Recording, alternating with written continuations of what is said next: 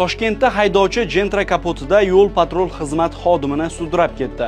Hodisa 2-noyabr kuni Yashnobod tumani Farg'ona yo'li ko'chasida sodir bo'ldi. Kunuzga ma'lum bo'lishicha, Gentra haydovchisi avvaliga yo'l-patrul xizmat xodimining to'xtash ishorasiga amal qilmay, harakatni davom ettirgan. So'ngra xodim Gentraning ortidan borib, uni to'xtatib, haydovchidan hujjatlarini so'ragan. Shu vaqtda haydovchi yo'l-patrul xizmat xodimini kapot ustida sudrab ketgan. Surishtiruvlarga ko'ra, mashina rulida 24 yoshli haydovchi bo'lgan.